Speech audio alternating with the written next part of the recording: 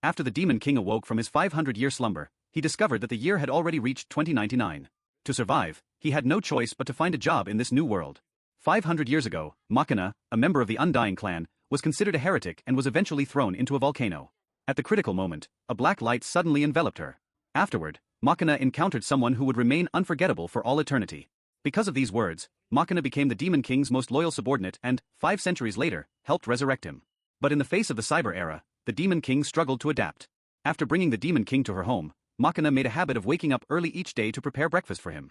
Though the Demon King found these foods unfamiliar, after a brief taste, he quickly grew fond of the flavors. During breakfast, the two of them discussed the Demon King's other subordinates.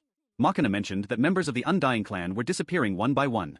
While no one was openly hunting them anymore, the disappearances of her kin still left her feeling uneasy. Machina had also visited some of the Demon King's other subordinates, but aside from finding some signs of battle in their homes, she made no significant discoveries. At present, the Demon King had just awakened, and his strength was far weaker than before. His physical recovery and magical power had diminished to a pitiful level. Machina speculated that this was due to a loss of belief power. The Demon King had become little more than a legend, and only a few scattered individuals still remembered him. However, the Demon King remained surprisingly optimistic. After all, they had eternal life. Belief power could be slowly cultivated over time. Feeling bored while staying indoors, the Demon King decided to go out for a stroll. Machina immediately decided to accompany him. The first issue at hand was to find the Demon King some new clothes, as his current attire was far too conspicuous.